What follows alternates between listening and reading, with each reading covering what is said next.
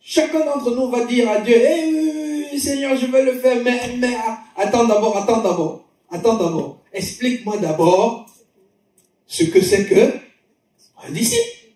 Explique-moi d'abord comment on fait des disciples. Mais nous sommes les seuls qui ne posons aucune question à Dieu. Nous faisons comme si nous savons déjà ce que c'est qu'un disciple et nous faisons comme si nous savons déjà comment on fait le disciple. Alors que nous n'en savons rien.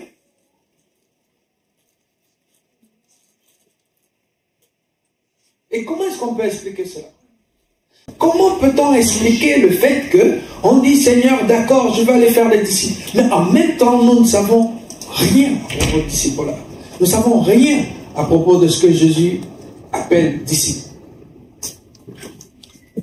Comment est-ce qu'on explique ça? Moi, j'ai une petite idée. L'explication que je peux donner par rapport à ça, c'est que nous n'avons jamais eu l'intention d'aller faire des disciples. Quelqu'un d'accord avec moi? Avec ce raisonnement-là? Parce que si on te dit aujourd'hui, je veux que tu ailles faire pour moi un gâteau. Un gâteau à la madeleine. Ou un gâteau, hein? Bon, bref, vous comprenez, hein? Je ne connais pas le nom de tous les gâteaux. Sinon, j'aurais dit. Mais s'il y avait un pâtissier ici, il t'aurait dit précisément gâteau tel ou tel. Imagine, on te dit, allez, va faire un gâteau, un tel.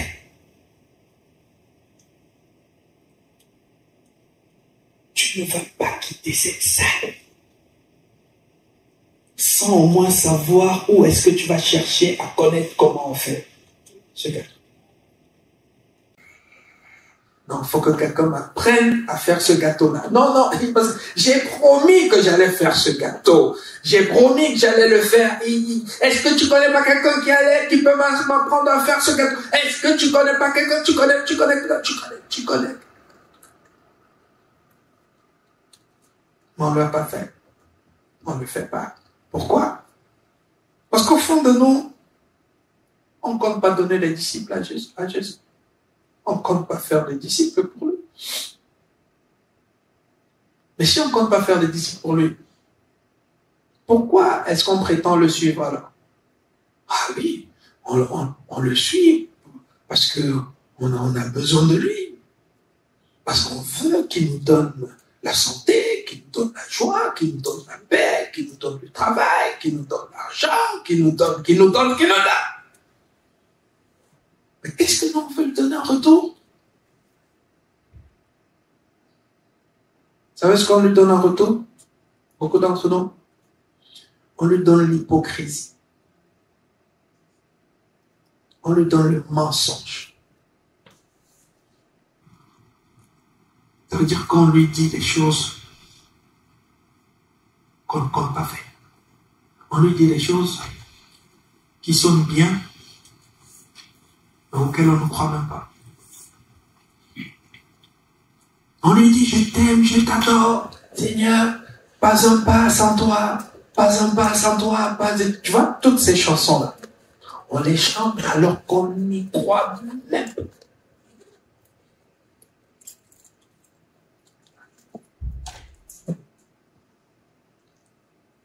Et ce qui est pire, c'est que ça ne nous dérange même pas. Et nous n'avons même pas un projet pour changer. Ça veut dire qu'on se voit encore en train de faire ça l'année prochaine, l'année d'après, et ainsi de suite. Mais pourquoi ça ne nous dérange pas? Oh, mais parce que tout le monde fait ça. Si tout le monde vole, est-ce qu'il y a quelqu'un qui va dire à l'autre, il ne faut pas voler, c'est pas bien? Non. Tout le monde est bandit. Alors, on est tous tranquilles. Le premier à vouloir dire à l'autre que non, il faut qu'on change, il va d'abord bien réfléchir. Et c'est comme ça que dans les églises, ceux qui veulent dire non, assez, c'est assez, ils ont peur.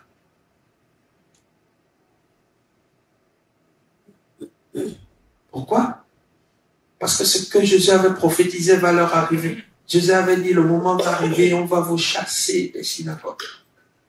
C'est-à-dire, on va vous chasser des églises. Il parlait de qui? Il parlait des vrais disciples. Et il a ajouté que quelques-uns vont même essayer de vous tuer en croyant qu'ils sont en train de servir Dieu. Parlez des vrais disciples.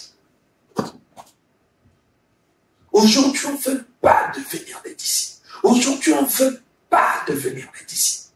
On ne veut pas devenir des disciples.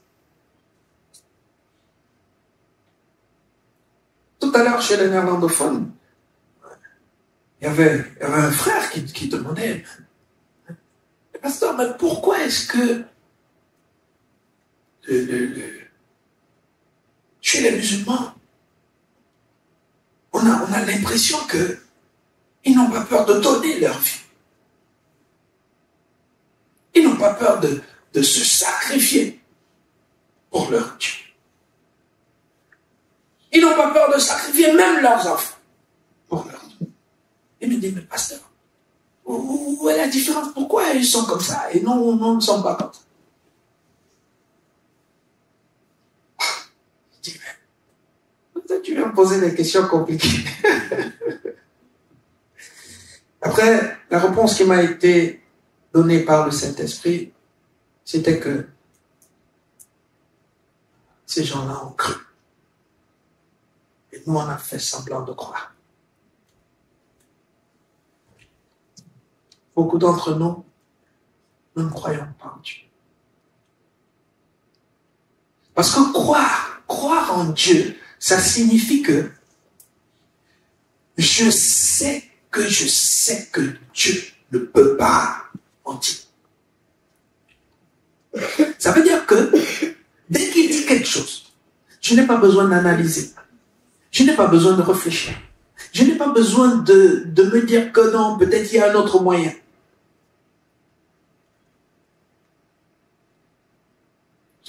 Eux, ils ont cru.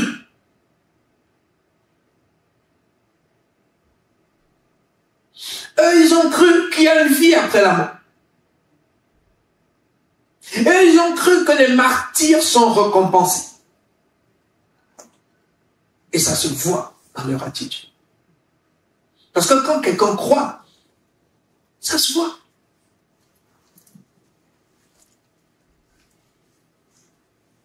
Amen. Eux, ils ont cru qu'il y a quelque chose après la mort. Et que ce qui est après la mort est plus valeureux que ce qui est avant la mort. Et beaucoup d'entre nous, alors que la Bible nous dit la même chose, mais nous disons, non, ici c'est mieux. Ici c'est mieux. Là-bas, là, après la mort, là, je ne suis pas sûr qu'il y a quelque chose.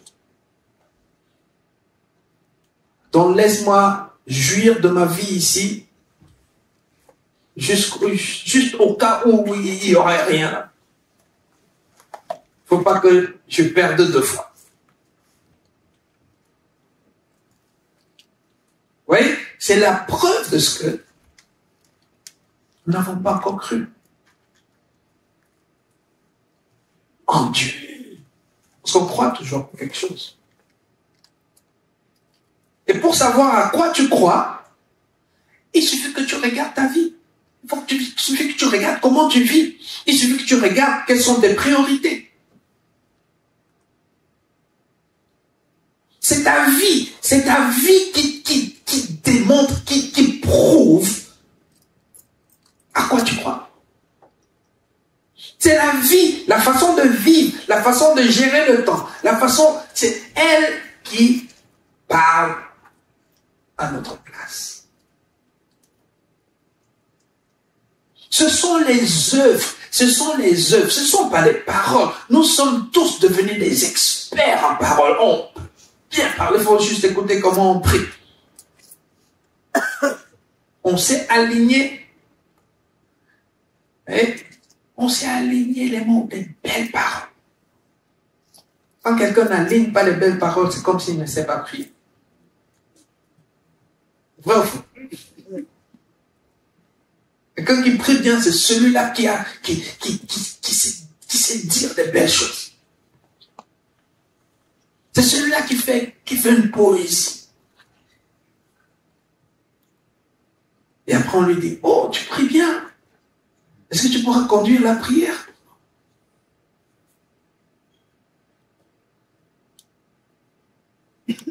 Et c'est un problème très grave.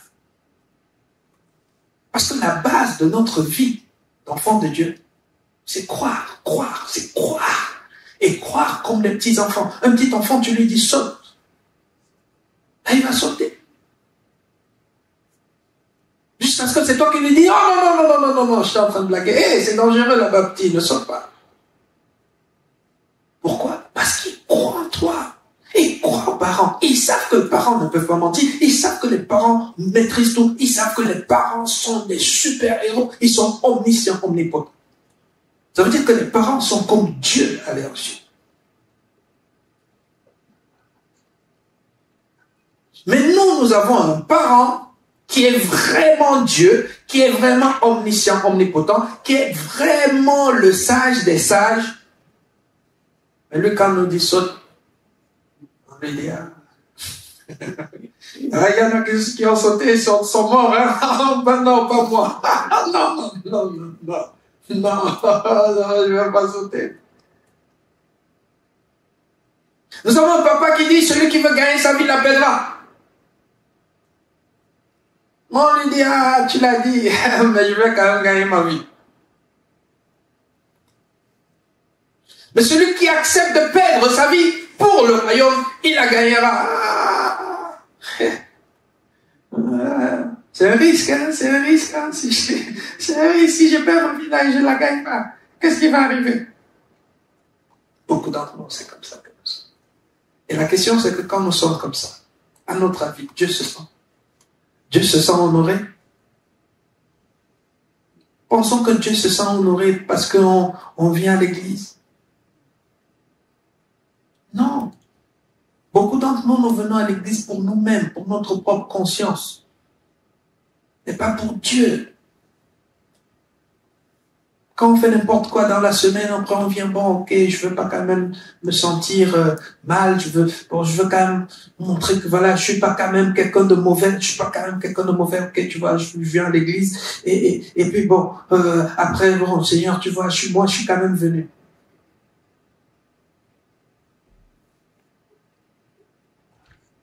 C'est pas ça. Il y a une crise à l'église.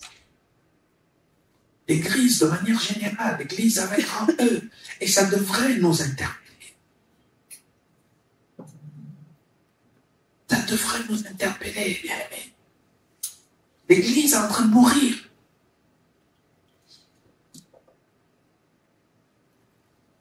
Je ne sais pas pour vous, mais moi, quand je médite la parole, dans la plupart des cas, je ne vois que des choses qu'on refuse de faire. Des choses claires que Dieu demande de faire, mais ça ne nous intéresse pas.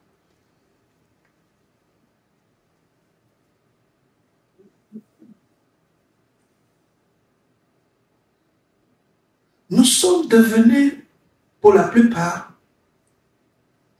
des maîtres. Et c'est Dieu qui est devenu notre esclave. Ça veut dire que tout ce que nous on demande à Dieu, il doit faire. Mais quand lui nous demande, on lui dit, je vais réfléchir. Je ne peux pas encore te promettre. Je vais voir. Mais il faut voir vite alors. Non. Laisse-moi prendre mon temps. Ne me mets pas la pression. Beaucoup d'entre nous sommes comme ça. Ça veut dire que nous avons pris la place de Dieu. On fait comme on veut, on fait quand on veut, on fait quand ça nous arrange. Et quand ça nous arrange. Et Dieu n'a qu'à se contenter de ça. Seigneur, sois content déjà que je viens à l'église. une fois par mois. Estime-toi déjà heureux. Oui, c'est vrai, tu avais dit que je dois honorer le jour du Seigneur. Tu as dit que tu m'envoies une sainte convocation chaque dimanche. Mais, contente-toi d'une fois. Contente-toi d'une fois par mois. Bon, mais en 2024, j'ai quand même décidé de faire les efforts un petit peu pour te faire plaisir. Je vais venir 2 fois par mois. Ça va? Ça te va? C'est comme ça que nous sommes devenus. Nous sommes devenus des patrons et lui travaille pour nous. Alors que lorsque nous regardons les Saintes Écritures, il dit dans Éphésiens 2:10, nous sommes son ouvrage. Nous sommes son ouvrage. Nous sommes son ouvrage. Étant créés en Jésus-Christ pour lui, pour les bonnes œuvres qu'il a préparées d'avance pour nous, afin que nous les pratiquions. Il a dit à Moïse, va chez Pharaon. Dis à Pharaon, laisse partir mon peuple, afin qu'il me serve. Afin qu'il me serve. C'est ça qui est biblique. C'est ça qui est dans la Bible. Mais au lieu de regarder ce qui est dans la Bible, au lieu de regarder ce que Dieu a dit, Dieu en qui nous prétendons avoir cru, au lieu de regarder ce qu'il dit, nous regardons à ce que nous pensons. Moi, je pense que. Moi, je pense que. Moi, je pense que. Moi, je pense que. Moi, je pense que. Vous voyez? Tant que nous n'avons pas résolu ces contradictions, sans que nous ne sommes pas revenus à la vérité, tant que nous ne nous sommes pas posé la question, la véritable question, c'est de savoir si nous avons vraiment cru, nous risquons de perdre notre temps et d'être rejetés le dernier jour. Parce qu'il a dit que tous ceux qui m'appellent Seigneur, Seigneur, Seigneur, Seigneur, Seigneur, Seigneur n'entreront pas. Il dit celui-là seul qui fait ma volonté. Faire la volonté de Dieu signifie que celui-là seul qui s'est positionné comme serviteur, comme esclave, comme mouton, celui-là qui a dit il n'est rien, c'est moi, il n'a rien, c'est moi, il n'a aucun projet, c'est moi. Si dit c'est celui-là seul.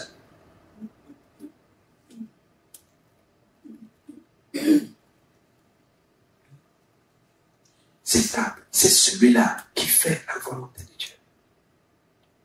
Pas celui qui l'appelle Seigneur. Pas celui qui vient dimanche. Pas celui qui vient quand il veut. Pas celui-là qui vient quand il ne fait pas froid, quand il ne pleut pas, quand il n'y a pas d'embouteillage, quand il n'y a pas... Quand. Celui-là, seul.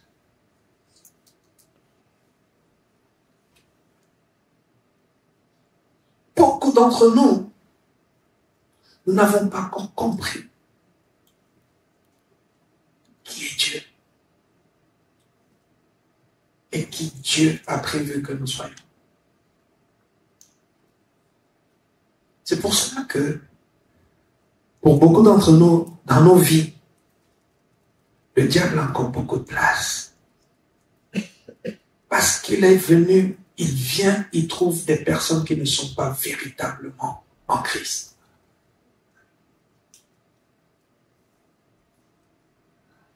En principe, lorsque nous lisons les Saintes Écritures, la Bible dit quoi? Le diable est sous nos pieds. Amen. Mais est-ce que quand on regarde nos vies aujourd'hui, est-ce qu'il est sous nos pieds? Il y a des choses qu'on veut obtenir, on n'arrive pas à obtenir. Il y a des choses qui nous résistent. Il y a des choses qui se moquent de nous. Il y a fait les choses, tu lui dis dégage, il dit c'est toi qui dégages. Alors que c'est pas ça l'ordre divin. Alors que l'ordre divin, c'est ce que la Bible nous explique dans Psaume 8. Il dit, qui est l'homme? Et le Fils de l'homme, pour que tu prennes garde à lui. Tu l'as fait de peu inférieur à toi. Tu l'as couronné de gloire et de magnificence. Et tu lui as donné la domination sur toutes les œuvres de tes mains. Et tu as tout mis sous ses pieds. C'est ça alors. C'est ça ta vie. C'est ça ma vie. Mais cette vie, on ne peut pas la vivre parce qu'on dit Seigneur, Seigneur. Non, cette vie ne vient pas de ce qu'on dit Seigneur. Cette vie vient de ce qu'on est disciple, de ce qu'on est brebis, de ce qu'on est un mouton, de ce qu'on est un petit enfant qui ne s'appuie pas sur sa sagesse, qui n'est pas sage à ses propres yeux, mais qui entend juste la voix de son maître. Et il suit.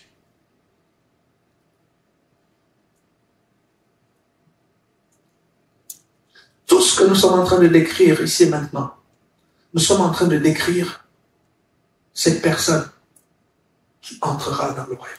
Nous sommes en train de décrire cette personne qui ne sera pas rejetée par Dieu le dernier jour. Et cette personne, c'est un disciple.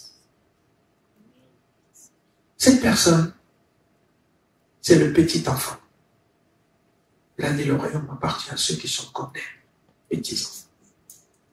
Cette personne, c'est la brebis. Cette personne, c'est le mouton qui suit seulement le maître. Cette personne, c'est cette personne qui a décidé, comme l'apôtre Paul avait fait, comme l'apôtre Paul l'avait dit, il a dit que Dieu seul soit vrai et tout homme menteur. Est-ce qu'aujourd'hui, notre vie est une vie de que Dieu seul soit vrai et tout homme menteur? Non. Parce qu'il faut savoir que quand on dit tout homme menteur, ça veut dire en commençant par toi-même. Ce n'est pas tout homme, ça veut dire tous les autres. Non, c'est toi d'abord. Dieu seul vrai. Le jour où tu acceptes que Dieu seul est vrai et que tout homme est menteur, tu ne vas plus faire ce que tu penses. Pourquoi? Parce que ce que tu penses, tu vas considérer que c'est mensonge. Je ne fais pas ce que je pense. Je ne fais pas ce que je pense. Quand tu décides de ne pas faire ce que tu penses, et que tu décides de ne pas faire ce que les hommes pensent, qu'est-ce qui va te rester? C'est ce qui va te rester? La parole de Dieu, c'est elle qui va te rester. Et tu vas commencer à la dévorer, jour et nuit. Il n'y aura personne pour t'imposer. Il n'y aura personne pour te dire, médite la parole. Parce que tu seras en train de te dire, mais si je ne fais pas confiance aux hommes, si je ne fais pas confiance à moi, comment je vais avancer? Comment je vais savoir où est-ce qu'il faut aller, où est-ce qu'il ne faut pas aller? Tu es obligé de faire de la parole ton guide. Parce que tu n'es pas ton guide. Les hommes ne sont pas ton guide. Le gouvernement n'est pas ton guide. Le pasteur n'est pas ton guide, c'est un homme. Ton guide devient qui? La parole. Pourquoi? Parce que c'est la parole de Dieu. Pourquoi? Parce qu'il ne peut pas mentir. Nous tous, nous pouvons mentir, mais lui ne peut pas mentir. C'est l'assurance que nous avons. Ce n'est pas qu'il ne veut pas mentir. Ce n'est pas qu'il ne va pas mentir. C'est qu'il ne peut pas. Vous voyez le mot pouvoir, non? Pouvoir, ça veut dire que même s'il veut, ça ne marchera pas.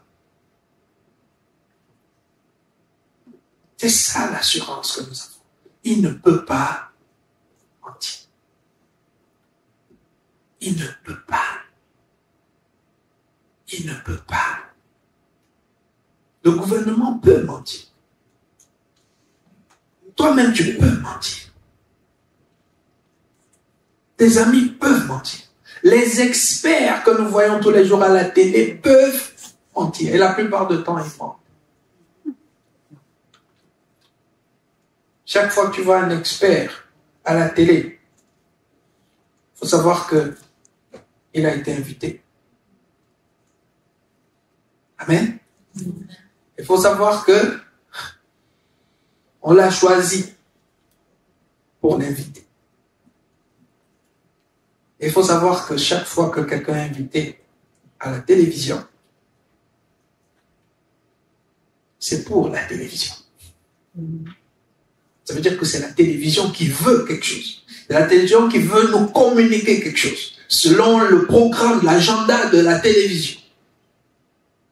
Et maintenant, ils cherchent qui est-ce qu'ils peuvent utiliser.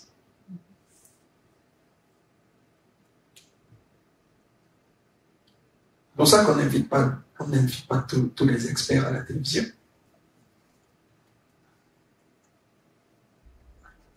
Le jour où tu seras expert dans ton domaine et que toi, tu marches selon la vérité, je t'annonce déjà qu'on ne t'invitera jamais. C'est pas un problème. Amen. Amen. Donc quand tu sais qu'on ne va jamais t'inviter, qu'est-ce que tu fais? On commence à écrire des livres.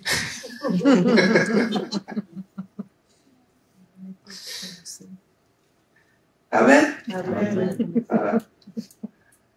Là, j'écris des livres. On fait quand même ça, on me vite pas, c'est pas grave.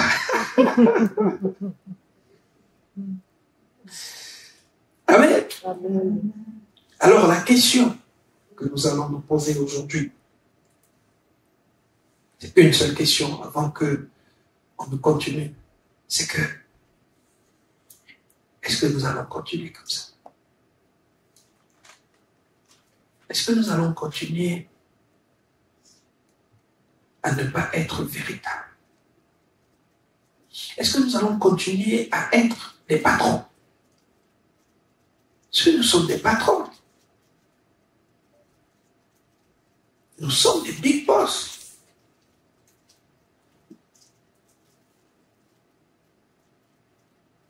Aujourd'hui, il faut voir comment les églises, de manière générale,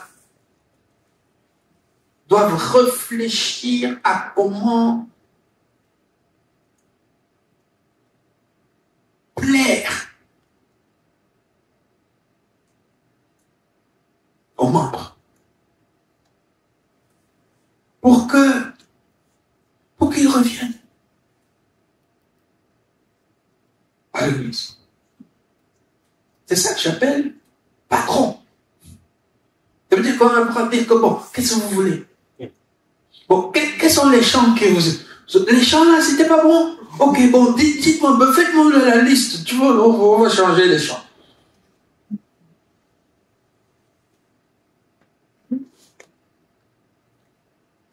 Donc aujourd'hui, en tant que responsable d'église, tu dois d'abord bien réfléchir à chaque mot que tu utilises. Juste au cas où ça heurtait quelqu'un et qui décidait de ne plus venir à l'église.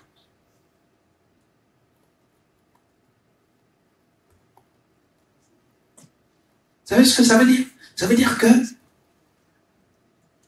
à un certain moment, on n'est plus au service de Dieu. On est au service des hommes. Ce qui est très grave.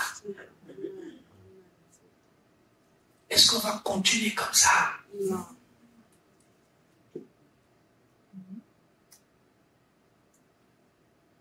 C'est très grave. Mais on ne peut pas dire que voilà, bon, ça ne nous intéresse pas, c'est pas notre affaire. Mais c'est notre affaire. Dieu compte sur nous. Et nous devrions nous soucier également de la génération à venir. Nous qui sommes là, nous sommes ce que nous avons vu les autres avant.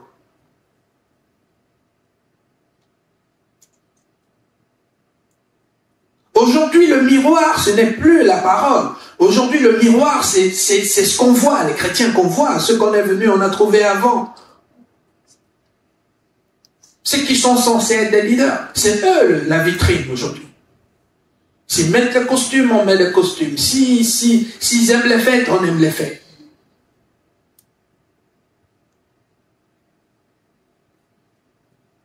S'ils aiment la danse, alors là, tout le monde danse.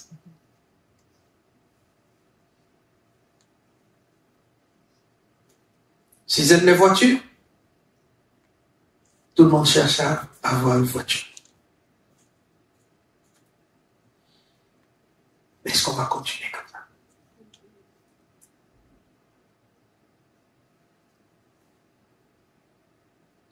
S'il parle de sacrifice, de renoncer à soi-même et de porter sa croix, dit non, c'est quoi ça?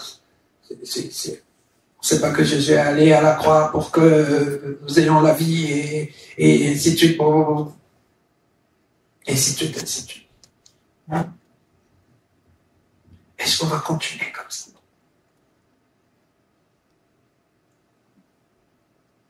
Moi, personnellement, je ne sais pas si c'est moi qui suis fou, ou c'est moi qui n'ai rien compris, ou certaines choses ne sont que dans ma Bible. Mais je pense que on doit se réveiller.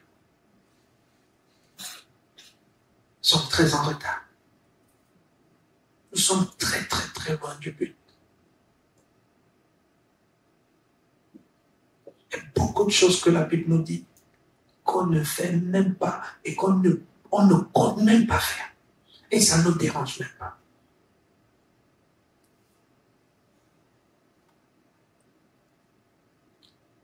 Les musulmans prient 6 fois. 5-6 fois. Mais nous sommes appelés à prier sans cesse. Vous savez ça? Non seulement on ne prie pas sans cesse, mais on n'a même pas un projet de prier sans cesse un jour. Et on n'a même pas un projet d'en faire un sujet de prière. C'est-à-dire, Seigneur, aide-moi à prier sans cesse.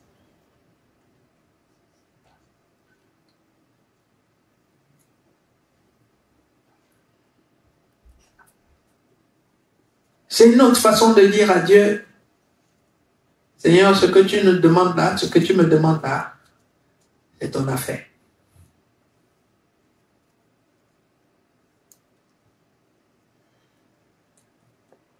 On dit, faites du bien sans relâche. Faites du bien sans relâche. Oui, il faut que eux me fassent du bien sans relâche. Mais c'est pas à moi de me faire du bien sans relâche.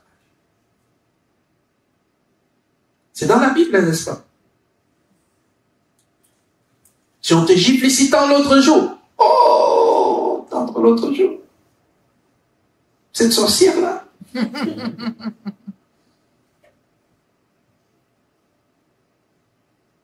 Tu vois? Est-ce que dans cette situation-là, on est qualifié pour dire que il est notre Dieu? Jésus a dit, pourquoi m'appelez-vous Seigneur, Seigneur? Faites-vous pas, et ne faites-vous pas, et ne faites-vous pas ce que je vous donne. Ça veut dire qu'il n'y a pas Seigneur sans obéissance radicale. Il n'y a pas. Parce que s'il n'y a pas l'obéissance radicale, ça veut dire que soit c'est nous qui sommes devenus Seigneurs, soit il est notre copain, c'est notre ami. Allez, c'est mon ami, il me connaît, il me comprend.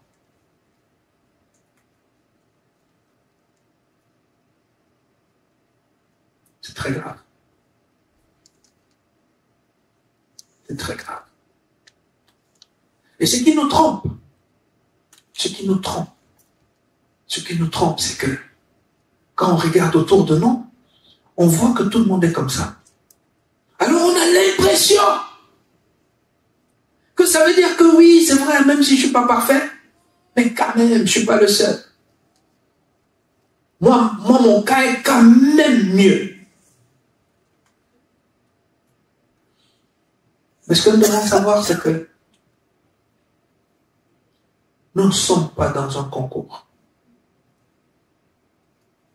Dans un concours, on prend les meilleurs.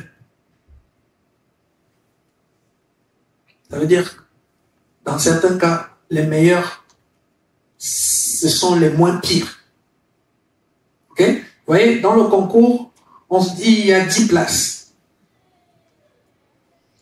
Et pour les 10 places, on va prendre les meilleures notes.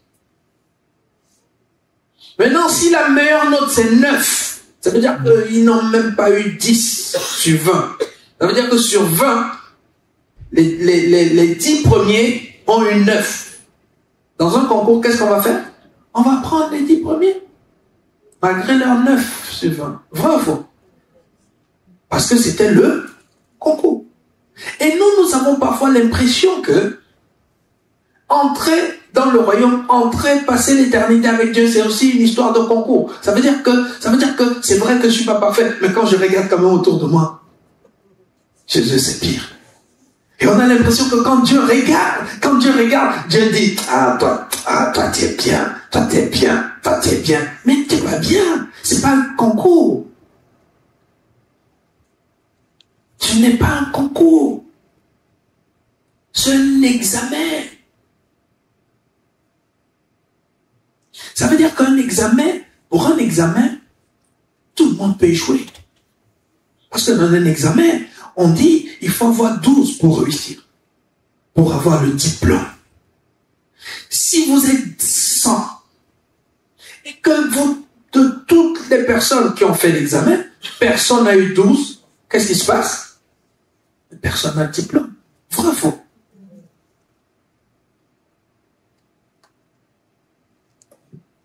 C'est ça.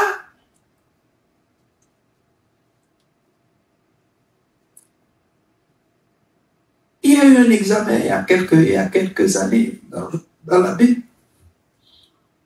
Il y avait une seule personne qui a eu 12. C'était Noé.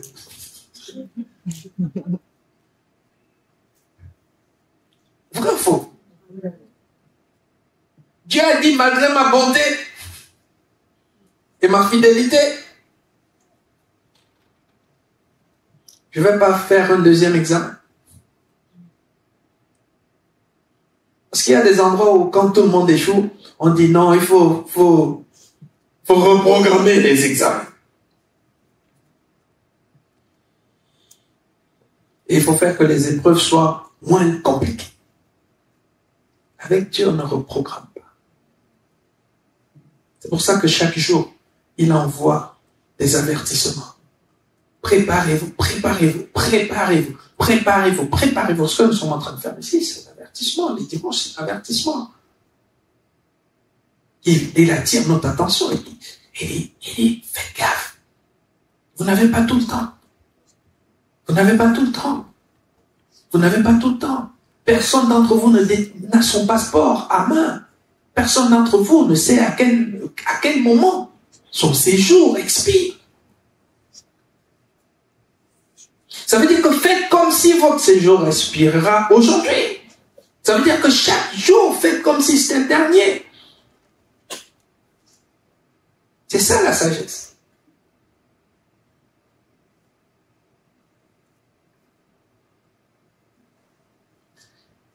Et si nous pensons que ce n'est pas ça,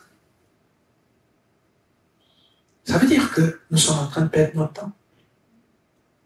C'est encore mieux d'être comme tous les païens qui assument le fait qu'ils ne croient pas en Dieu. Mais si nous nous disons que nous croyons en Dieu, si nous prétendons croire en Dieu, faisons la différence. Alors, ce que je disais tout à l'heure, que ce qui nous trompe, c'est qu'on regarde la masse, on se dit, moi ça va quand même. Alors que, dans Matthieu 7, un verset qui m'aide beaucoup. Et je prie que ça t'aide aussi. Parce que c'est la vérité. Okay? Verset 13. Matthieu 7, 13. Je prie que ce soit notre verset pour chacun d'entre nous cette année 2024. Parce que ce verset va te pousser à ne plus regarder ton voisin, à ne plus regarder à gauche et à droite. Il a dit, entrez par la porte étroite. Car large est la porte, spacieux, le chemin qui mène à la perdition. Et il dit ici, et il y en a beaucoup qui entrent par là. La première chose que nous devons comprendre par rapport à cette vérité, c'est que Jésus est en train de nous dire déjà de manière claire qu'il ne faut jamais faire l'erreur de suivre la majorité. La majorité sera toujours dans la perdition. C'est pour cela que dans ma vie, je ne supporte pas que quelqu'un vienne me dire normalement. Je ne suis pas dans la norme. Ce verset te dit ne sois pas dans la norme. Parce que quand on te dit normalement, on est en train de te dire voici ce que la majorité fait. Fais ça aussi. Voici ce que tout le monde fait. Fais ça aussi. C'est ça le normalement. Normalement signifie nous qui sommes dans le chemin large, spacieux. Hein? Voici ce que nous faisons. Voici comment nous vivons dans le chemin spacieux. Voici ce que nous qui sommes en train d'aller dans la perdition, voici ce que nous faisons. Alors toi aussi, joins-toi à nous. Dorénavant, quand on te dit normalement, c'est ce que toi tu dois entendre. Et tu dois leur dire non, oui. Si vous voulez mourir, allez seul. Amen. Verset 14. Mais étroite est la porte, resserré le chemin qui mène à la vie. Et il y en a peu. Et il y en a peu. Peu. Ce verset m'a délivré. Parce qu'il y a des années, je me trouvais bizarre. Il y avait des trucs, tu me dis, mais attends, mais peut-être c'est moi qui suis pas normal. Mais attends, mais pourquoi? Mais pourquoi? Je trouvais bizarre. Mais en même temps, j'étais convaincu que, mais c'est biblique, mais ce que je suis en train de dire là, c'est pas biblique. Mais pourquoi les autres? Mais pourquoi les autres? Je ne comprenais pas, jusqu'à ce que je comprenne ici qu'il y en a peu.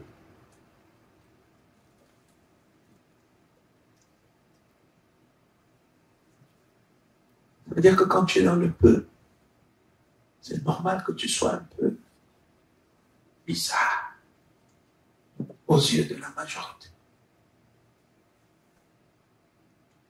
Amen. Mais quand tu ne sais pas que Jésus a dit ça, qu'est-ce que tu vas faire? Tu vas essayer de te conformer. Mais quand tu comprends ce qu'on vient de dire là, Matthieu 7, 13 à 14, tu vas être reconforté. Tu vas dire merci Seigneur. Parce que là-bas, dans le chemin qui mène à la vie, il n'y a pas d'embouteillage là-bas. Amen.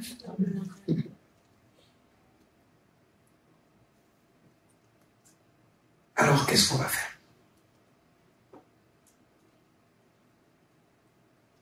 Est-ce qu'il y a quelqu'un qui va prendre la parole? On verrait, aujourd'hui, j'ai beaucoup parlé. C'était le premier jour. Amen. Et je pense que c'est aussi parce que Yanetta m'a dit qu'elle était en train d'enregistrer. Parce que dorénavant, on aura la possibilité de réécouter. Amen. On va commencer à mettre ça sur YouTube. On va écouter, mais on va aussi permettre à d'autres personnes d'écouter. Amen. Amen. Parce que c'est sûr qu'en dehors de nous, il y a des personnes aussi quelque part qui sont frustrées et qui se disent, comment faire, comment en arriver là? Et ils seront contents de savoir que, il y a d'autres personnes quelque part qui ont la même frustration que moi. Oh, je croyais que j'étais bizarre. Oh, merci Seigneur. Amen. Il y a quelqu'un qui, pas obligé, hein. Voilà, mais vraiment, si quelque chose te montait à cœur, que tu veux juste partager ou donner un conseil ou bien un encouragement pour nous tous ici. N'hésite pas, on va encore clôturer.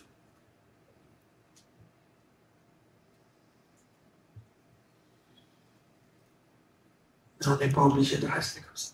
On n'est pas obligé de continuer comme ça. On n'est pas obligé de continuer à faire semblant. Alors, pour revenir à ce frère néerlandophone qui m'a posé la question aujourd'hui, de savoir pourquoi on n'a pas cru. Parce que je lui ai dit, parce que quand il m'a parlé de cet exemple des musulmans, et que je lui ai dit qu'ils ont vraiment cru. C'est pour ça qu'ils n'ont aucun problème à faire ces sacrifices. Parce qu'ils ont vraiment cru. Croire, ça se voit. Okay?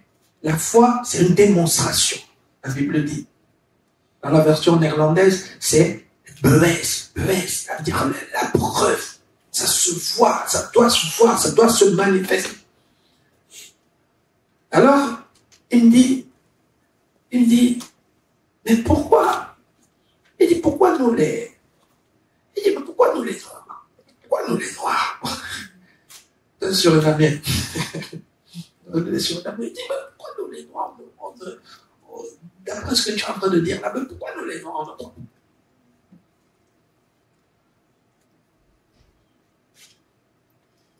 Après, je lui ai dit, bon, ok, moi je peux te dire quelque chose qui me vient à cœur.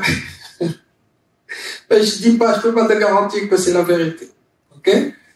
Mais c'est ce que je pense. Alors, je lui dis, les Noirs ont beaucoup souffert. Les Noirs ont été beaucoup oppressés. Ça veut dire qu'ils ont été dans une position où ils avaient des maîtres qui contrôlaient leur vie, qui décidaient de comment ils allaient vivre et qui pouvaient les punir à n'importe quel moment. Amen. Alors, je dis, tu sais, quand on peut te punir pour telle ou telle autre chose, il est facile que tu essaies de développer une stratégie de survie. Et la stratégie de survie la plus simple, c'est le mensonge. C'est toi qui as pris ça? Non, c'est pas moi. Comme ça, tu évites ta punition. Alors, je lui dis, si on a été tellement conditionné à vouloir fuir, à vouloir éviter la punition, et que ça nous a poussé à de temps en temps, pas dire exactement les choses comme elles sont, je dis, ça peut être possible que, à un certain moment, ne pas être vrai, c'est-à-dire que faire semblant devienne notre façon de vivre, ou encore notre façon de survivre.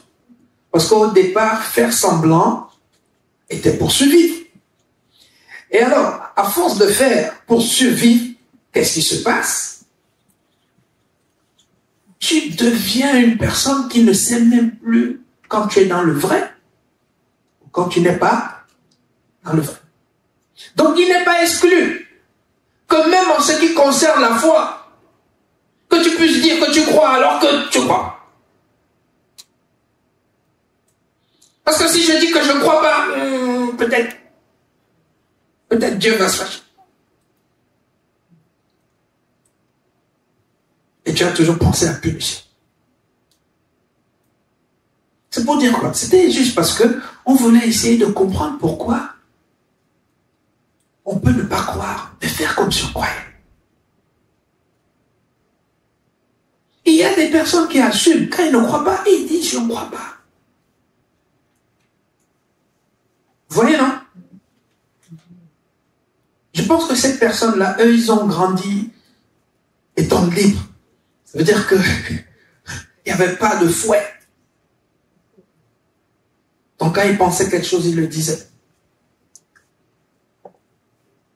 Et beaucoup d'entre nous pensaient quelque chose, on se dit d'abord, bon, si je le dis, qu'est-ce qui va m'arriver? En fonction de ce qui va m'arriver ou qui ne va pas m'arriver, on choisit ce qu'on va dire. Donc je lui disais que c'est peut-être possible que même dans le domaine de la foi, on a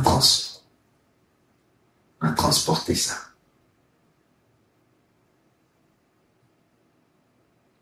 Ok?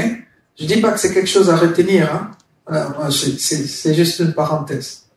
Amen. Voilà, dans cette parenthèse, qu'est-ce que nous pouvons retenir? Nous pouvons retenir que dans tous les cas, nous devons choisir être vrai. Amen. La Bible dit que ton oui soit oui, que ton non soit non.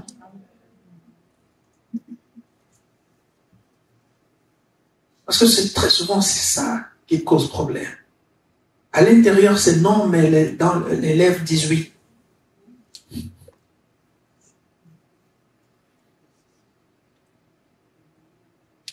Et la foi, c'est aussi pareil.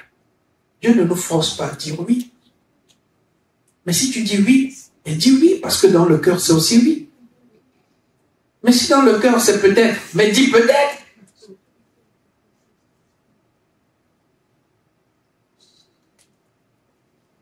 Amen. C'est ça.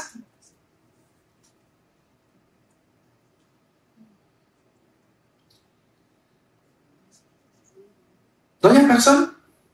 Tout le monde médite. Ok, donc, ici, quelqu'un a pensé à me dire ici que, voilà, pasteur encourage quand même les personnes à venir en présentiel malgré le fait que ce sera en ligne. Donc, quelqu'un a pensé à vous. Quelqu'un va dire, oh, mais comme c'est en ligne alors, oh, ça signifie que... Donc, si tu ne viens pas, ça veut dire que tu es en train de dire que bon, ok, le pasteur va parler devant la caméra et ce sera bien fait pour lui. On va le mettre en difficulté. Ok? Voilà, donc c'est dit, n'est-ce pas? Voilà, donc faites, sera en ligne, on en a dit, mais c'est en ligne surtout pour ceux qui ne peuvent vraiment pas venir. Ça veut dire que ceux qui ne sont pas en verse, par exemple. Et parce qu'il y a beaucoup de personnes qui veulent aussi être bénies. Amen. Amen. Et nous avons aussi des membres de l'Église qui peut-être, pour des raisons de santé, ne peuvent pas venir. Alors qu'ils veulent aussi. Et parmi nous ici, quelqu'un peut aussi se retrouver à l'étranger pour un temps. Et de là-bas, il peut aussi se connecter. Amen. Amen. Voilà, donc le fait que ce soit en ligne, comme on a dit, ça ne signifie pas qu'il ne faut pas sortir. Parce que nous aussi, moi aussi, j'aime vous voir. Amen. Amen. Je ne veux pas seulement vous voir le dimanche. Dimanche, c'est souvent trop compliqué. dimanche après le premier culte, je dois déjà commencer à penser au culte en néerlandais. Vous croyez peut-être que c'est facile pour moi, c'est compliqué. C'est quand je dis le Amen de culte en néerlandais que je respire. Avant ça, je dois me répéter à moi, je suis toujours au top. Amen, voilà, il y a quelqu'un qui voulait prendre la parole là-bas, derrière famille, c'est possible? Ou j'ai mal vu? C'est papa.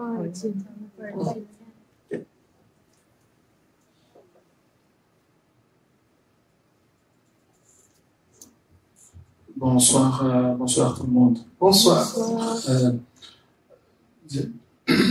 J'ai un peu hésité quand même avant de prendre la parole parce que je suis un peu confus par rapport à la question d'être disciple. Bon, confus dans ce sens que nous sommes nombreux, enfin pour la plupart en tout cas, qui sommes convaincus que nous voulons être des disciples. Je dis bien, nous voulons être des disciples. Et pour ce faire, pour la plupart aussi, on essaye de suivre la parole telle qu'elle est dictée, à savoir, bon, il faut croire, il faut faire du bien, il faut développer l'amour, il faut... Non, donc, il faut renoncer à soi-même. Il faut renoncer à soi-même. Porter sa croix. J'y venais. Et porter sa croix. Voilà. Oui. Là, donc déjà, les deux, là, déjà. Oui. Mais justement, c'est là où je voulais en venir, parce que je voulais terminer justement par là. Ce qui manquerait peut-être à la plupart d'entre nous, c'est de pouvoir dire concrètement qu'est-ce qu'on entend par renoncer à soi-même. Sans toutefois dire renoncer à soi-même, c'est faire la volonté de Dieu, mais pratiquement tous les jours, qu'est-ce qui ferait de telle personne un meilleur disciple que l'autre, sans toutefois dire il faut être un mouton ou il faut être un enfant. Concrètement, qu'est-ce qui pourrait distinguer une personne qui a la volonté d'être disciple et une autre personne qui serait déjà devenue disciple. Donc, je pense que pour la plupart d'entre nous, cette compréhension-là n'est pas totale. C'est-à-dire, ok, on sait, la Bible dit, renonce à toi-même et porte ta croix. Ça, on le sait. Mais dans la pratique de tous les jours, si je me lève le matin, comment je dis j'ai renoncé à moi? Si je rentre le soir, comment est-ce que je me dis j'ai porté ma foi? Voilà. Je pense que quelqu'un ici qui a toujours participé à l'école des disciples peut répondre. On a passé des semaines et des semaines et des semaines et des semaines et des semaines pour parler de ça. Bonsoir. Bonsoir. Alors, si je pense avoir bien compris la question, pour moi personnellement, par rapport aux enseignements qu'on a pu avoir par rapport à cela, renoncer à soi-même, c'est déjà d'effacer tout ce qu'on avait dans la tête jusqu'à présent. Voilà. Donc, revenir comme un petit enfant. Exact. La pratique au quotidien, pour moi personnellement, dans chaque situation, c'est d'enlever ce que j'aurais pu faire avant par rapport à ce que j'avais appris. Et appliquer ce que le maître a dit maintenant, littéralement en fait. Absolument. Et porter sa croix, je dirais, c'est accepter qu'on est là au service des autres. Donc ne pas chercher son bénéfice, mais toujours de se dire dans chaque situation, chaque jour, je ne cherche pas mes intérêts, mais je suis là pour servir les autres. Amen. Est-ce que quelqu'un veut acclamer le Seigneur?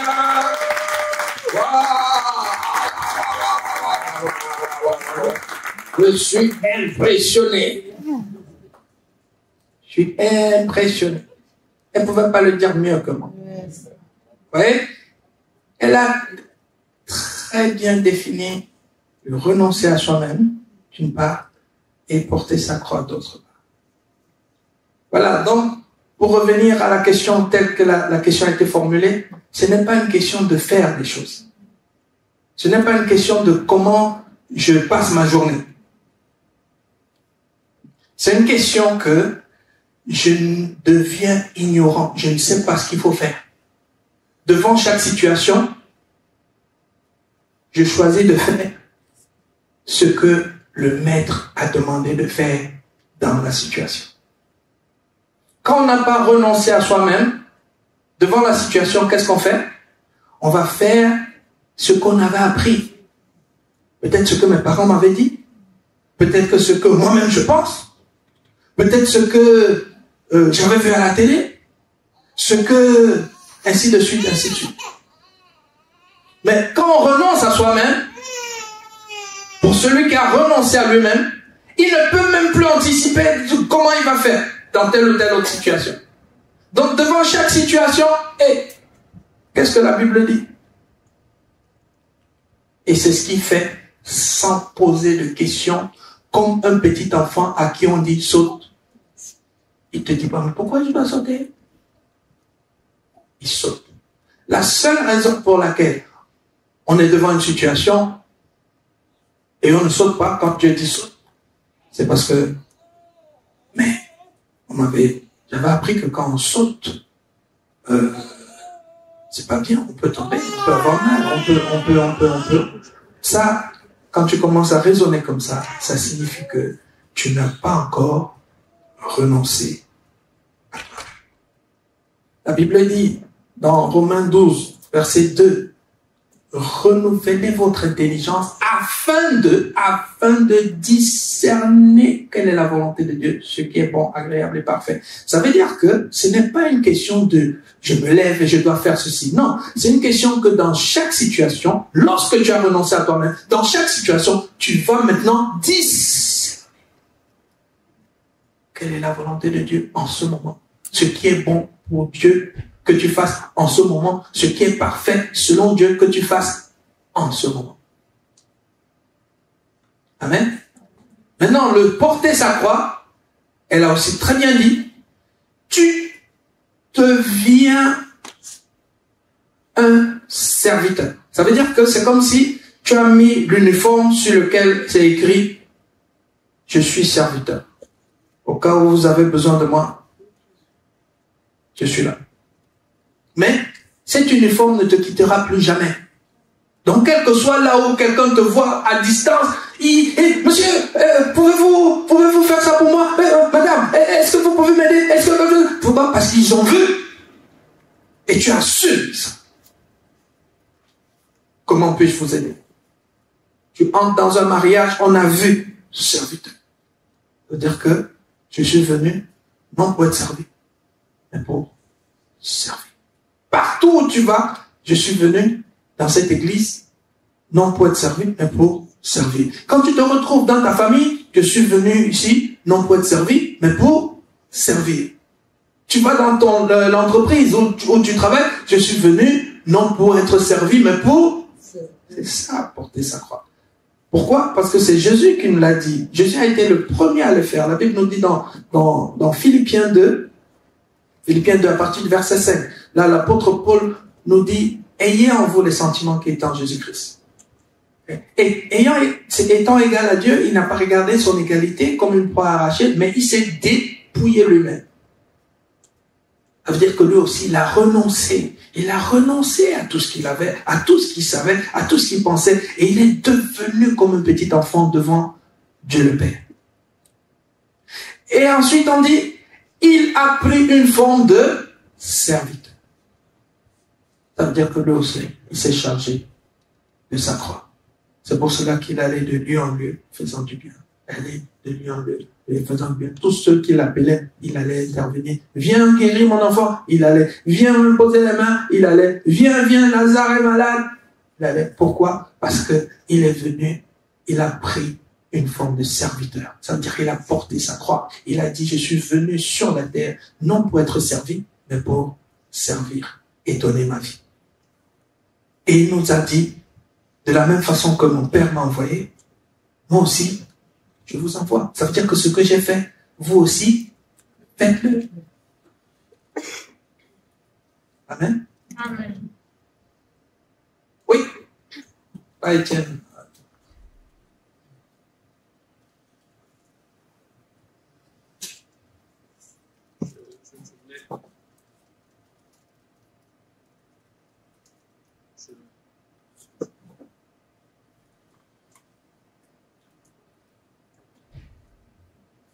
Voilà. Je suis plutôt rassuré parce que effectivement, quand j'avais posé la question, j'avais dit au départ que j'avais hésité parce que je n'avais pas la possibilité d'énumérer tous ces aspects.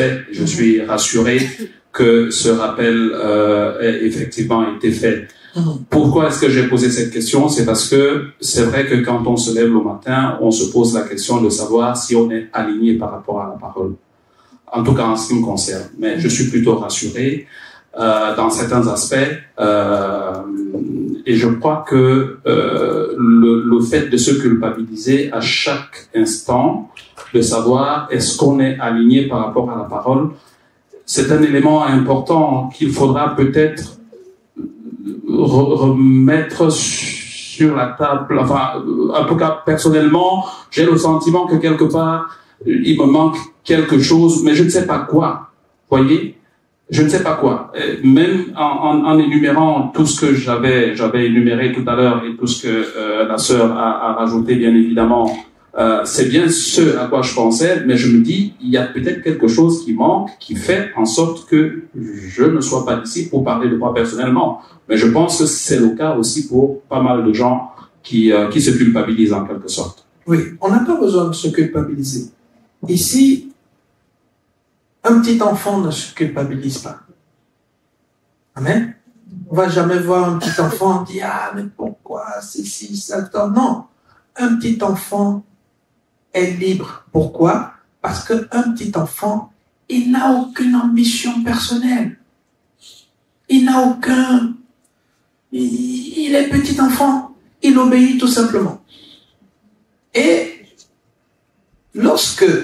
Ça, c'est très important qu'on comprenne ça. Beaucoup d'entre nous, nous ne méditons pas la parole parce que nous n'avons pas encore renoncé à nous-mêmes.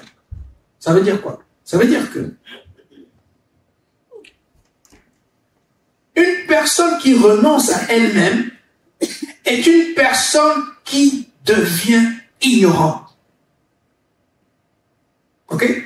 Parce que, comme on vient de dire, renoncer à soi-même, ça veut dire que tout ce que tu avais appris, tu décides que c'est faux, que c'est le mensonge. Tu décides de te dire qu'on t'a trompé. Amen. Maintenant, si on t'a trompé et que si c'est faux, ça signifie quoi? Ça veut dire que tu ne connais plus rien, n'est-ce pas? Alors, si tu ne connais plus rien, quel sera ton réflexe? Ton réflexe sera maintenant de connaître, vrai ou faux? Parce que quand tu es vidé, tu n'as plus rien. C'est là où tu deviens maintenant comme une personne qui est déshydratée. Ça veut dire que tu seras maintenant assoiffé. Tant que tu n'es pas en train d'aller lire la parole, ça veut dire que tu as encore beaucoup d'eau. Ça veut dire que tu es encore rempli. Amen. Ça, c'est un indicateur qui ne ment pas. Tant que tu n'es pas pressé, la parole, aller méditer la parole, ça ne t'intéresse pas, ça veut dire que tu connais encore beaucoup de choses. Tu as encore beaucoup de connaissances. Et parce que tu as encore beaucoup de connaissances, c'est pour cela que tu n'es pas qualifié pour suivre Jésus. Amen. Ce n'est pas que Jésus va te voir, il voit que tu n'as pas renoncé à toi-même et il te dit, bon, ok, tu ne vas pas me suivre. Non. Ça signifie que c'est juste impossible de le suivre. Ce n'est pas que Jésus attend d'abord que tu renonces et après maintenant il te dise que non. Non, c'est que pour marcher avec quelqu'un, la Bible nous le dit, 2 personnes peuvent-elles marcher ensemble si elles ne sont pas d'accord? Ne peut pas. Maintenant, Jésus, lui, vient avec ses directives, et il voit que toi, tu avais déjà des directives que tu avais reçues de la tradition, tu avais reçues des parents, tu avais reçues de l'école, et qui sont contraires à ces directives, est-ce que vous pouvez marcher ensemble? Non. Donc ce n'est pas que Jésus ne veut pas, c'est que c'est impossible. C'est impossible. Quand tu n'as pas encore renoncé à toi-même et que tu veux quand même essayer de suivre Jésus, c'est comme si tu veux avoir 2 maîtres.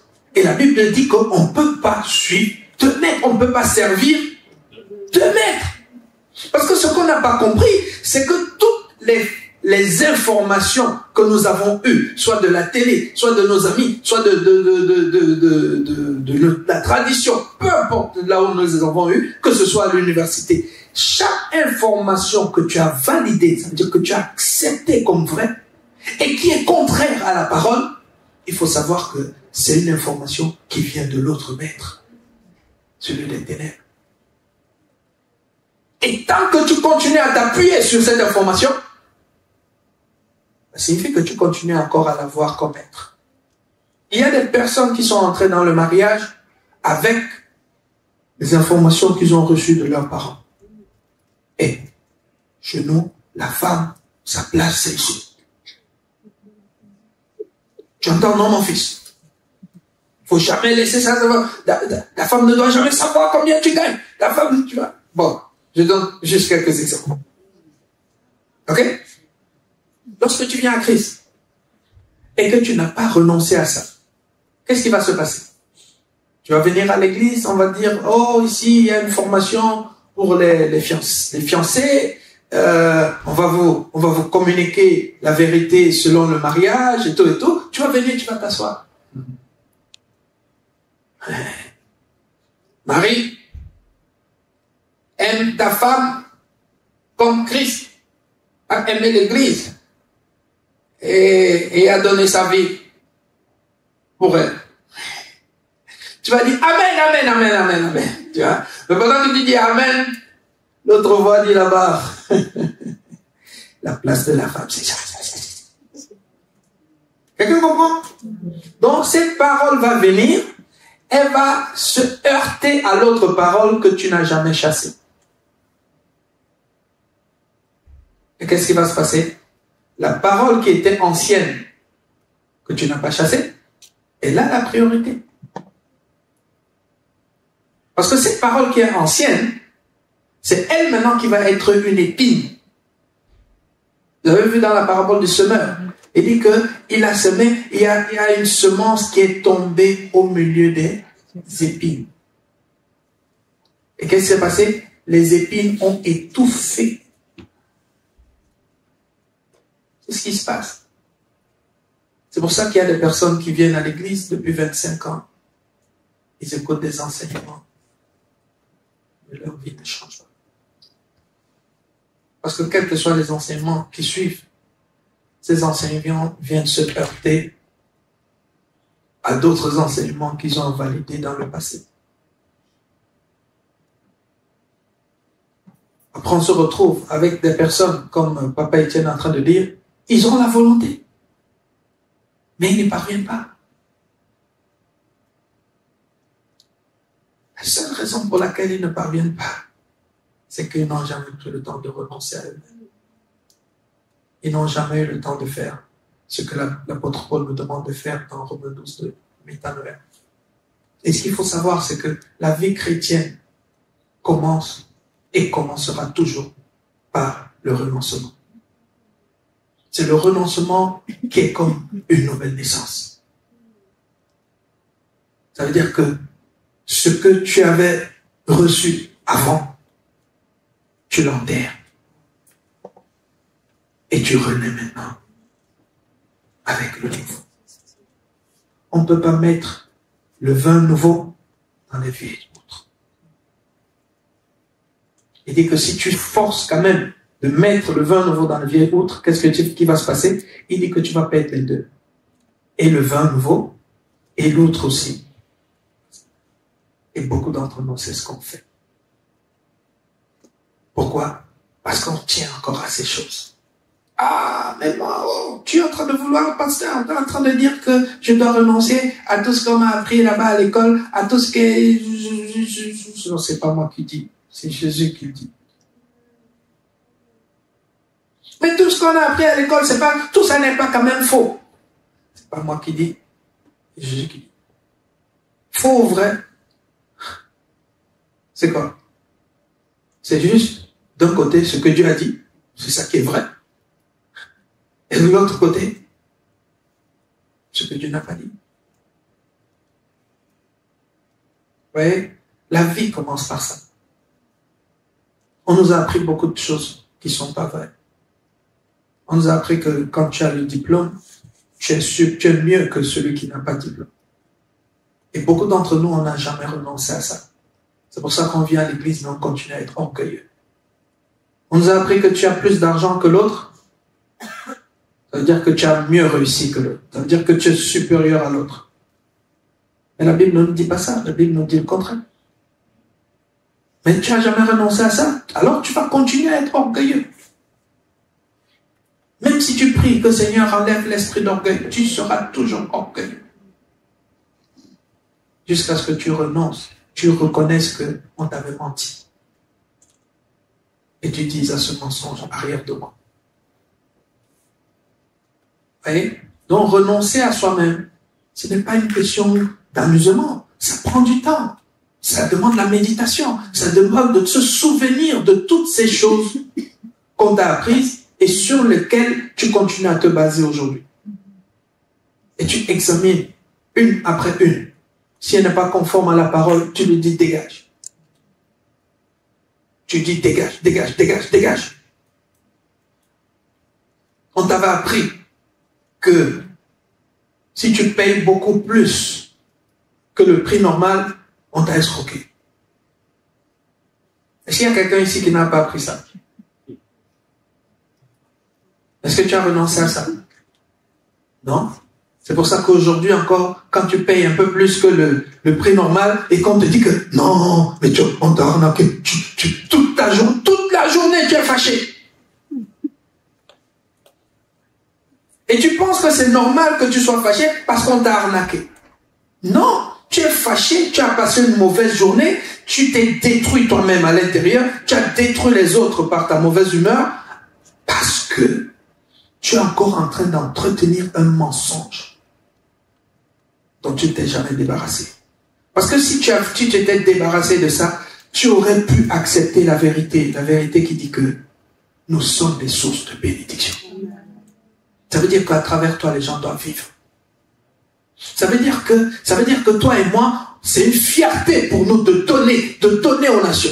Si toi et moi, nous sommes les sources de bénédiction, si toi et moi, nous sommes des enfants de Dieu et que l'or et l'argent appartiennent à notre Père, est-ce que c'est normal que toi aussi, tu payes le prix que les autres payent?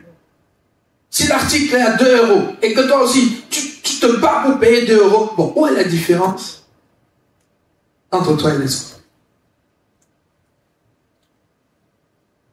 En quoi est-ce que tu es un témoin? Est-ce qu'il y aura une différence? Oh, vous êtes tous pareils. Mais par contre, quand c'est 2 € et que toi tu donnes 3 €, sans te plaindre,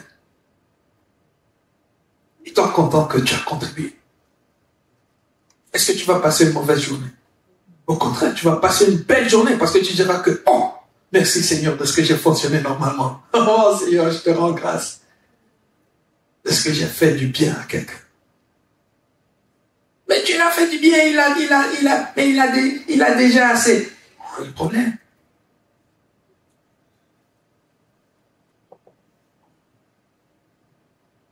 Quelqu'un comprend? C'est ça. Tout ce que nous avons comme problème, tout ce qui fait qu'on se sent mal, chaque fois que tu te sens mal, il faut savoir que il y a un mensonge quelque part sur lequel je me suis appuyé. Il y a un mensonge, il faut que je le détecte. Parce que quand on marche dans la vérité, on ne peut jamais mal se sentir. Jamais. Jamais. Quand on marche dans la vérité, même si tu perds un proche, tu ne vas pas mal te sentir. Oui, mais pasteur, oui, c'est quand même exagéré, c'est quand même trop fort. Non! Parce que quand tu marches dans la vérité, tu sais que tu vas mourir. Tu sais que ton proche va mourir. Et tu sais que la mort, c'est pas la fin.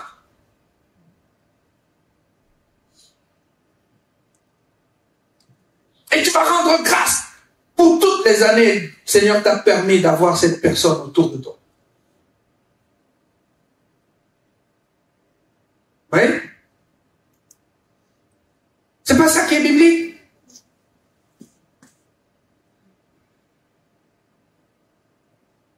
Je vous garantis, chaque fois que tu te sens mal, le mal là que tu ressens, à partir d'aujourd'hui, considère que c'est un signal d'alarme qui est en train de dire, et il y a une erreur, il y a une erreur, il y a un mensonge, il y a un mensonge, il y a un mensonge. Vous voyez quand il y a un problème avec la voiture et qu'elle commence à signaler ça. C'est comme quand tu as mal au ventre. Est-ce que tu sais que le mal de ventre, c'est juste un signal d'alarme qui te dit arrête maintenant de manger. Le mal de ventre, c'est pas contre toi, il est pour toi, il est là pour t'aider. Parce que si tu n'avais pas mal au ventre, si le ventre ne faisait pas mal quand on a déjà dépassé la limite, qu'est-ce qui allait se passer? Quelqu'un devait s'asseoir, il mange, après il tombe, il meurt. Parce qu'il n'y avait rien pour... Il y avait rien qui a clignoté pour lui dire hey, arrête. C'est pour ça que quand tu te sens mal, quand tu es frustré, c'est là qui est en train de dire arrête-toi, tu as laissé un poison entrer. Ne continue pas, arrête-toi. Enlève d'abord ce poison. Détecte-le, identifie-le et débarrasse-toi. Mais qu'est-ce que les gens font? Au lieu de s'arrêter, ils vont maintenant ouvrir la bouche et commencer maintenant à polluer. Tu vois, ce poison-là, il faut maintenant que le maximum de personnes puissent. Tu sais ce qu'il m'a fait? Tu sais ce qu'il m'a fait? Tu sais ce qu'il m'a fait? Après, il les raccroche là, il appelle le nom, tu sais ce qu'il m'a fait? Et après, il a dit, le Dieu, on m'a fait. Il pollue partout. Et pendant qu'il est en train de polluer, il ne comprend pas pourquoi il continue à avoir mal.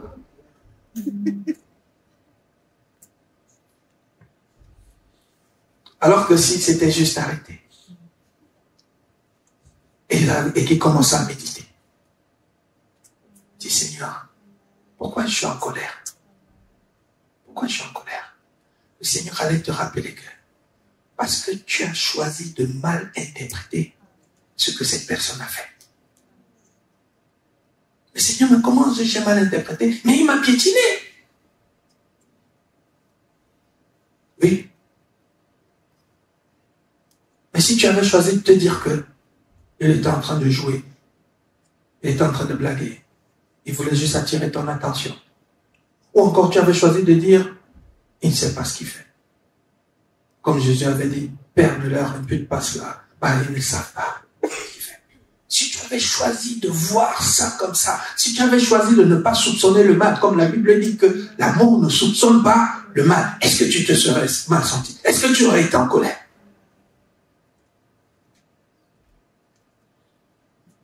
Tu n'aurais pas été en colère. Quelqu'un voit comment est-ce que la parole, c'est la lumière, la parole, c'est la vie. Amen. Mais la parole n'entre pas. Pourquoi? Parce qu'on n'a pas encore choisi de se débarrasser du mensonge. Et c'est se débarrasser du mensonge qu'on appelle renoncer à soi-même. Beaucoup d'entre nous, le plus gros des mensonges que nous avons reçus et avec lequel beaucoup continuent à vivre, c'est qu'on nous a fait croire que nous sommes sur la terre pour être heureux. Que notre mission sur la terre, c'est vraiment avoir des choses pour qu'on soit heureux. Et je sais que nous tous, on nous a menti comme ça. Va à l'école, comme ça, tu vas avoir un bon boulot, tu vas avoir beaucoup d'argent et tu seras heureux.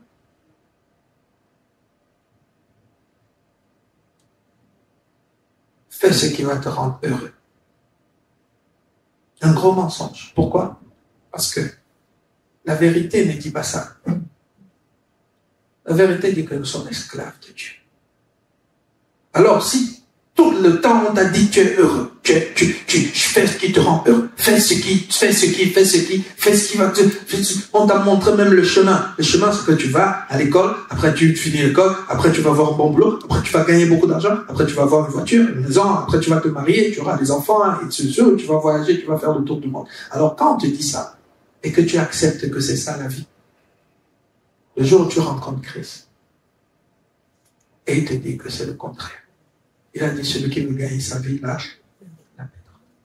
Et celui qui accepte de perdre sa vie, exact, de perdre. Qu'est-ce que tu vas faire si tu n'as pas pris le temps de renoncer au mensonge comme tu avais? Si tu ne prends pas le temps de t'asseoir et de te dire que, mais les gens là, mes parents là, avec toute leur bonne volonté, ils m'ont induit en erreur, ils m'ont menti.